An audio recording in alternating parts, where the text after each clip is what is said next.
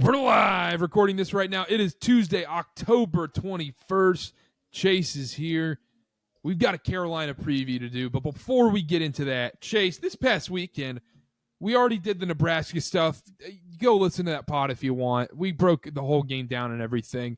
There's not too much to take away, but also the more important thing, BYU won in football, and they beat Utah. Yeah, I know this isn't a basketball podcast, but we do love ourselves some BYU. What an awesome weekend, man. I've been happy ever since. It's been awesome a few days. Panthers have a winning record. BYU wins the Holy War for a third straight time. I mean, it just doesn't get better than this. Drake May's best guy in the league. Pats are 5-2. My football life is incredible right now. And both of ours are looking up, Carter. Looking up, yeah. It's a little condescending over here, but I'll take it. No. I'm not going to be upset. No, I told you on Sunday, a little behind the scenes at church ball here. I texted Carter. I said Panthers are an absolute lock on Sunday, and he had zero faith. Well, that's just the last thing you want to hear about your team playing on Sunday. Getting ready, just people text you, go, "Oh my gosh, the Panthers are easily winning. I'm gonna put the house on the Panthers this week." That's famous last words right there. Well, anyhow, I did, and it worked. Back to the basketball though. Let's do a little quick cleanup from the BYU Nebraska game in case people didn't listen to the last pod or anything. The more and more we're further away from it and talking to people and everything, I don't take a lot from that, especially like just individual players and the flow of things. The only thing, and if you listen to the podcast, you'll know this, the defense is still a concern, and the effort was a concern for me. Yes. Looking back at film, it was bad. It was worse than what we thought. When you really focus on the defensive end, because usually when you watch a basketball game, you're typically just following the ball, and so you miss even more. But if you just really watch BYU defensively, it was very bad. Bad tape. And I guarantee that it was a nasty little film session there at the annex with the team, because the biggest thing, Carter, like you just said, it was just the effort of it all. It was the lack of urgency on rotations, closing out, crashing the boards. And I get that the game was what it was, and you have to put the context in there when we talk about it. You can't put too much stock into it. But at the same time, like, you're still playing hoops, man. This was like your first opportunity to go out, play someone else, show the world kind of what you're doing as the 8th best team in the country according to the AP poll and all these things, showcase a little bit. And you just got to show more than that. And defense, it takes 80%, 85% of it is effort, and it just wasn't there. So I'm hoping it's just like a exhibition thing, whatever. They didn't take it as seriously as maybe they wanted to or should. Or maybe they're fine with it. Maybe the film session was like, all right, fellas, this is bad, but like, we know it's going to be better. And I think it will be. But man, it was ugly tape. It was. And credit to Nebraska, too, because I talked about it on the pod. They looked like the Sweet 16 Princeton team just running around, chucking up three-pointers, and the three-point defense is a whole nother thing. But I think it's just they walked out there and they go, look, we've already been bitten by the injury bug a little bit. You saw how many dudes weren't playing in that game and people get banged up and everything. Just don't get hurt, and let's get back to Provo and get ready for the season. And I understand that. But I would be concerned if I saw the same amount of effort on the defensive end this Friday night against Carolina. I need to see more. I need to see, because also, like, it was especially like with Nebraska when they were cutting off ball, like, dudes were just getting burned off ball. No, and you talk about you're getting ready to play a team like UConn here in about a month. Nobody does that better than the UConn Huskies. That's just something to keep my eye on. I don't think it's going to be that bad, but just putting that out there. Just watch out, because I need to see it change. It needs to be completely different against Villanova. I mean, night and day difference. It needs to be 100% effort, and which I don't question that'll be there. But if it's that same defense, I mean, it could be a disaster. It will be a disaster if it's that same defense. Absolutely. The whole season will be a disaster if it's that same defense. I don't think it will be. But here's why it's so important, Carter. First off, they have all the tools to be an incredible defense. They're long, they're athletic, they're quick. You have amazing shot blockers holding down in the front court. There's no reason in the world I don't think they could be an absolutely lockdown, incredible defense. So you got to show it. And also, you just can't live life in college basketball trying to just score more than everyone, like, and pace these guys with threes. Because that's what they get hot, like Nebraska did. And eventually you just can't keep up. If you keep letting the same guy shoot open threes, guess what? He is going to make 7 in a row. And then you're going to be down double digits all of a sudden. Obviously, BYU didn't come back, had a chance to win a game, whatever. But the defense is important. This isn't groundbreaking news. Everyone listening to this agrees with me. It's the dumbest thing that maybe I've ever said on the podcast. You just can't have this. It's not going to work trying to score 100 points every single night and hope that you beat teams in the Big 12. It's not going to happen. Yeah, it's interesting, too. Talking to Ryan Odom at ACC Media Days last week, he talked about, well, look, you look at the previous regime at Virginia with Tony Bennett and how it was, slow the ball down, intense defense. We got to get this game into the 50s. Okay, then you look at the flip side of that. You have Nate Oates at Alabama, wants to play the games into the high 90s, into the hundreds, ideally, for them. The problem is, if you don't have that balance, you're just not going to win. I understand Virginia won a national title in 2019. It's because they had actually that balance that year with NBA guys on that roster. You can't play in the 50s. You can't consistently play in the 90s. It's not a winning formula come March. You will get burned out over a 6-game period by that point. And so if BYU, if you want to play into the 90s, great. It's just you can't do that for 6 straight games if you're trying to win a national championship. You'll be fun to watch. I mean, you're going to put up a ton of points. It's going to look like Mark Pope in Kentucky of last season, but not a winning formula. And also, this is a total overreaction too, by the way. Like, I do think we see this change, and also all of this is exactly. But because it's the only little taste of basketball we've gotten to see from this group, and you just wanted to see a little bit different. And if that's what it's, yeah, I don't know. I don't want to dive into that more because I'm just going to be a Debbie Downer about it. It just doesn't matter at the end of the day because I'm going to look back on these podcasts that we're doing in 2 weeks probably, and go, oh yeah, that was stupid. Defense was fine. Yeah, I think we will. I hope we will be better. We're overreacting. Let me overreact one more time, just real quick. That's the point I wanted to make. This is what knocked you out of the tournament. Was a flamethrower of an Alabama team, but also could BYU have played better defense and prevented some of those? Yeah, absolutely. You couldn't outscore them then, a generational performance from Alabama, but like giving up those types of threes, what we saw in Nebraska, I know it's a totally different team, but it is what ended your season last season. That's all I'll say. Yep. Something to note, but let's move on. Let's talk about Carolina. Carolina BYU preview at the Delta Center. Chase, you will be there Friday night. Now, you're not doing media, though. You're going as a fan. I'm going as a fan. I'll go as both. Get a few clips out there, tweet from the church ball account. Well, if you see Chase, if you see him, you'll probably see him knowing where his seats are. But I don't want to do that to you. I'm kidding. But Carolina, BYU, Friday night, Delta Center. Very excited about this one. This one is on ESPN Plus. Thank goodness we don't have to have Big Ten Plus anymore. That subscription was canceled faster than me eating a slice of pizza. Carolina, this is a very interesting team coming into this season because they spend over $14 million in NIL money on this roster, yet they're a fringe top 25 team. I think if they didn't have the name North Carolina on the jerseys, they would not be a top 25 team. Hubert Davis is clearly on the hot seat coming into this season for the Tar Heels. And Chase, look, everyone knows I'm not the biggest Carolina guy, but I do put bias aside and try to be honest about this stuff. Where if Carolina's good, I'll say Carolina's good. I have no problem saying that. But when I see the problems, I see the problems. And Chase, the problems with this team is I just don't think they're that good. And they're relying heavily on Caleb Wilson, a freshman, who I think will be a very, very, very good player this year. And then European guy, Luka Bogovac. I think I said that right, actually. Bogovac. The Carolina pronunciation website might have said it different, but whatever. Anyhow. All right. I have a lot of concerns about this Carolina team. I know we're previewing an individual game, but it's Carolina basketball, and they don't have a point guard. I mean, that's Carolina basketball.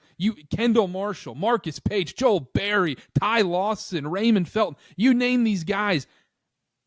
Kyan Evans, he's coming off the bench at Colorado State. Yeah, I thought that was. I just can't believe this is the state of UNC basketball. And I know BYU fans are listening to this, like, talk about the game already. What are you doing? But I just think that's crazy that we are here with a blue blood, and it looks like this. Yeah, hey, if you are listening, just talk about BYU. Look, Carter's a Carolina guy. He's invested at Carolina, the state. He's invested in the state's affairs, especially when it comes to college basketball.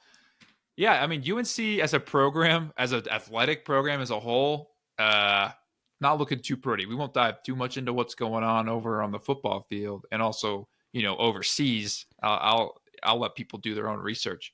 But basketball wise, I gotta hold myself back on this one. I might have to mute myself. You're gonna see me talking into the screen. I'm just gonna be muted while you're talking. So. I'll save you off from the Carter UNC rant, but basketball wise, they're kind of in the same spot. Obviously, the post Roy Williams era is not exactly what it's been expected to be. Obviously, they did compete for a national title, but that was pretty much it. I don't think they deserved to be in the tournament last year. We talked about that extensively. I think most of the country agreed.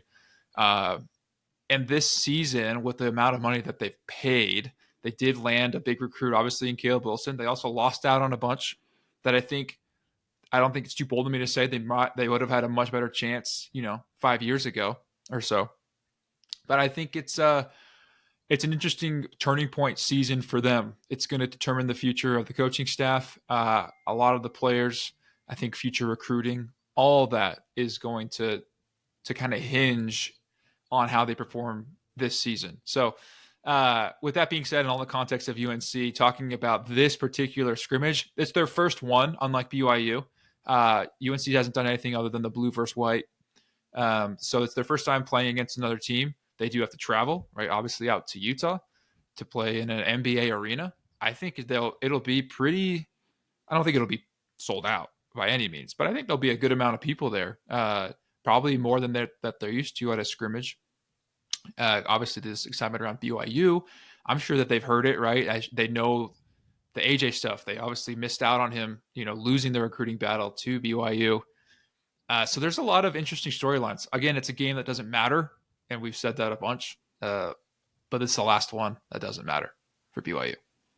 Yeah, and which I'm ready for. I'm ready to get into the real games already. But into this one, when you look on the other side of the floor, you see the name North Carolina on the jersey. You're playing in an NBA arena. And also, with what we saw from the last game, I think you're going to see a much different effort level out of this BYU team. I think it's just human nature. When, if you're playing in Madison Square Garden, you're just going to play a little bit different than if you're playing at the Huntsman Center in Salt Lake City. You're going to play at name any other arena. You're going to play like that. Compared to Madison Square Garden, you're going to play that to a much higher level. I don't care it's a preseason game. I think BYU shows out in this one, and this is when the BYU hype train begins, because I'm not a believer in this North Carolina team. I am fascinated to see the matchup between Caleb Wilson and AJ Dybantsa, two top 5-10 recruits, depending on which service you're using. Two top 5 recruits going against each other in this game. And also Hubert Davis heavily recruited AJ Dybantsa. So very, very ironic that we're seeing this in the preseason already. You get Henry Visar on Carolina, who BYU has seen a little bit of twice last season. I just don't see it at the point guard position for Carolina. My only caveat to this is I got to make sure that BYU is playing Rob Wright or a point guard in this game, because if BYU's not playing a point guard, then all predictions don't matter. I don't care. Yeah, it's hard to exactly predict this type of game. Obviously, we were wrong about the last one, and I think if you look at the personnel BYU played and the way that they treated it, I mean, it's not really fair and nearly impossible for us to sit here and confidently say that we think that this could happen. Also with UNC, they have a couple freshmen that are banged up, didn't participate in the blue versus white thing, and we'll see what lineups they throw out and how much they play, Caleb Wilson and Seth Trimble and these guys that are going to be putting up, 35 minutes in the regular season, what they want to do here in this exhibition, in Utah. So it's hard to exactly say, but we can talk about a few things. The front court's probably the biggest strength for UNC heading into this game, particularly. I like you said, Carter. I think UNC without a true point guard is going to be a little bit of a different style for them. I think BYU is going to match up well there on the perimeter.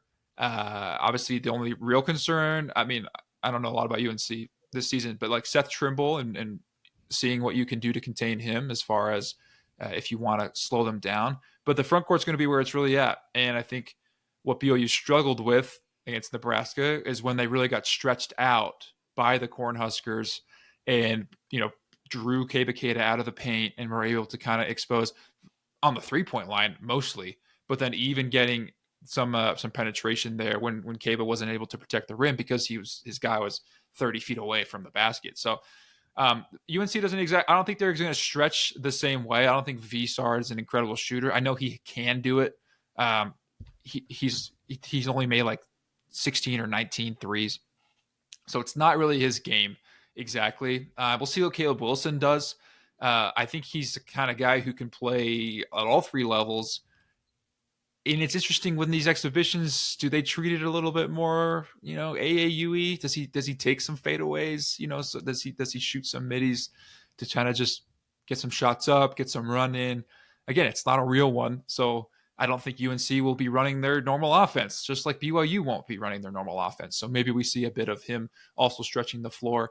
But when they're both on, Vsar and Wilson, right, then BYU is going to have a bit of a matchup to think about because Keba's your really the only true 5.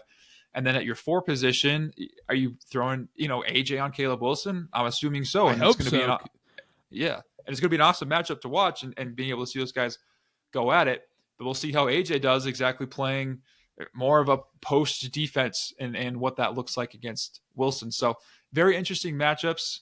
I'm putting all these caveats on it because I think we were really excited about the Nebraska thing. And then you watch it and you're like, okay, well, what can we actually say pregame?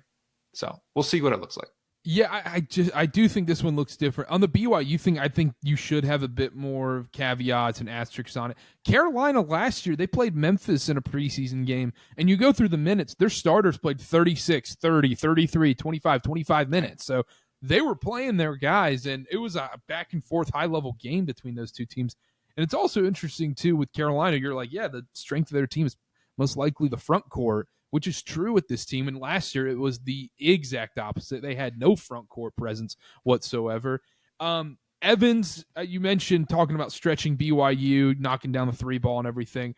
Evans and Bogovac they have to be able to shoot for this Carolina team to have success this season and have success in this game as well, because I'm not super confident. I need to see a little bit out of Caleb Wilson. I haven't been able, you watch high school stuff and it looks like he can shoot, and he can probably score at all 3 levels, whether he can do that efficiently or not, or whether, like you said, it kind of turns into AAU kind of shots a little bit. We'll see with him. But Evans and Bogovac have to be able to knock down shots for Carolina in this game. And I don't think they necessarily will. I just don't see it with this Carolina team. And I'm just being honest, Chase. Do you? No, I don't. I just think it's funnier when it comes from you. Yeah, but I don't want to. I'm not gonna lie. I've been doing my college basketball prep for the last month or so, and everyone's out on this Carolina team. If you listen to any national show, and I was like, you know what? I'm gonna fade everyone. I'm actually gonna be in on Carolina.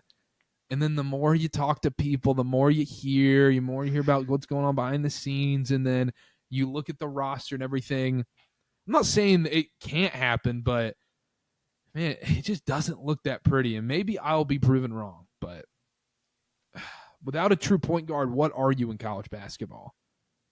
You're 100% right. That's why we love Rob Wright so much, and what he's done for this BYU team. I think we're not a Carolina show. If they get something amazing from Trimble, he takes a massive leap. If Wilson truly is a dominant inside presence, and Vsar is able to rebound like crazy, and Bogovac becomes a lights out shooter, there's a path for UNC to find a nice rhythm and maybe do something this season. That's pretty much the only way. I mean, you're going to need Evans and Bogovac to shoot out of their minds, Trimble to become a legit ISO dude, and the front court to really show up. Other than that, I don't see it for them. Yeah, not a ton of depth with this team. On the BYU side of things, this is what we should be spending more time on, to be honest. But besides the defensive effort, which we've talked about ad nauseum today, what is the number one thing you want to see from BYU coming into this game? Yeah, besides defense, besides the defensive effort. That's tough. I want to see one thing that I didn't notice while watching film. I want to see them get more open shots. I think it's something that we really talked about. We were really excited about because we figured so much talent, so much attention around AJ, Rob, Richie, that there would be open shots. I think they settled for some tough ones against Nebraska. And I'm all for, your best shooters letting it fly whenever they feel ready to let it fly. But I'd also like to see the ball worked around a little bit more, even though you're not running your favorite plays. I still want to see some more ball movement, some more, drive kick. And I want to see like some legit wide open shots. I know that's not the easiest thing to ask for. The entire defense's purpose is to not let that happen. But Nebraska sure did it. And I think BYU has the tools to do it. Maybe the best tools of college basketball with the attention that they have with all these guys. So I want to see that more. Yeah, the ball movement. I think that's a great point because at times it was a little ISO heavy, just a little herky jerky. It literally was. It felt like a team that just came out and played a pickup game together and hadn't really played before, which they hadn't played before in a real game yet or anything. So, and they weren't running anything. I do want to see more ball movement because there'd be times where it wasn't even set plays or anything where there was just a half second late on a pass where that pass should have been right to the corner quicker for an open 3-point shooter, and people would hesitate on hitting those passes, and on the give and goes and stuff like that. Everything was just like a half second behind of where it needed to be, and that comes with chemistry and playing together for over time and everything. That's something I want to see. I just want to see Rob Wright play for two halves. Is that too much to ask? Like I want to see this guy play with this offense for two halves of basketball and push the pace and see what we got. We got little glimpses and little flashes in that first half of the Nebraska game. I want to see a full Rob Wright game. Yeah, I want to see. And I don't even know if he's going to play. I'd love to see him play 40 minutes. That's how much I love watching this guy. I totally agree. I also am excited to see some more of the depth. I mean, we like some things from Kostic. We like some things from our guy in Boop. So I'm excited to see, is that legit? And can they do this now against UNC and replicate it for another week? Because I really liked what I saw from them. And also maybe some guys I felt like I didn't see as much as I wanted to see. I'm also excited to see, is that just a one-off thing? What do they have to show now that they're back up again? I think we'll see, obviously, them go super deep, maybe even more so than they did against Nebraska. But also, I don't know, because I was wrong about it last week. Yeah. I also, with the players that didn't play as well, that's another thing. Like Richie not being super efficient from the field against Nebraska. You want to see that improve a little bit, which I don't question Richie Saunders whether he's going to be good or play well for this season or anything. But we know Richie Saunders. I just want to see some of these unknowns shine a little bit. Like, can we see something out of Dominic Diamande in this game? We saw it from him, Boop, like you mentioned in the Nebraska game. Maybe some of these guys who are injured right now and may or may not play, like a Tyler Russ, can he come in and make a couple threes and earn some playing time? Stuff like that. Yeah, agreed. Because this is another super deep team. We said it before, and I think these are the moments where you kind of get to show the coaching staff what I could do against other opponents. And, this is totally different matchup positionally. I'll be careful when I say, but this is going to be a more athletic team in UNC, right? And probably less on the shooting side. There's going to be, I would assume, a lot more penetration. And so on-ball defense is going to be important. Crashing the board is going to be important. Shot blocking without fouling is going to be important. So there's different things that I think different guys can showcase here. So maybe it is more of a Dominic Diamande game. Maybe it is more of a Boop game again. Maybe his rebounding is a bigger tool than it was last time. I don't know. We'll see. It's going to be, they're going to see like 20 guys play for BYU. So I want to, and it's contradictory to what I said. I really wanted to see with the game with ball movement and everything. I do want to see a few possessions of one-on-one Caleb Wilson, AJ Dybantsa play against each other on both ends. I think that's going to be the number one storyline going into this game and the most fascinating part, especially from a national media perspective, because nobody's gotten a look on Caleb Wilson yet. And I don't know how many people had a subscription to Big Ten Plus and watched the BYU game. They probably just saw the highlights on Twitter afterwards. So I think that's going to be awesome. I want to see AJ, go against these top dudes and see how he reacts and everything, which I don't question he'll be good against these dudes, but I think that'll be a fascinating test. And once again, just seeing what kind of BYU team we get out there, whether it's one that actually cares about this, preseason game, or one that's saying, hey, we're resting up, getting ready for Monday, November 3rd. Yeah. The other thing too, you mentioned, Carter, is a lot of more people will be watching this than they were at the Nebraska game. Obviously, you have the names, you have UNC, you have the fact it's on ESPN Plus, much more accessible. It's Friday instead of Saturday. You're not competing with nearly as much. It's going to be a lot more eyes than there was last week. Yeah, 100%. Yeah, because I'm trying to look at the football slate. I don't think you're competing against Cal VT. That's not a bad game. Not a bad game. ACC showdown. But yeah, there are going to be a lot more eyes on it, and there should be some more eyes on the live stream, because I'll be going live after. Chase, you're going to be in the arena. You're going to be, kissing babies, signing autographs at the Delta Center, taking pictures, and maybe even giving a speech afterwards at the Delta Center. Meanwhile, talk to the team in the locker room. I'm going to be sitting in my mom's basement eating pizza rolls, trying to do a live show, according to the comments. Go to the comments. Yeah.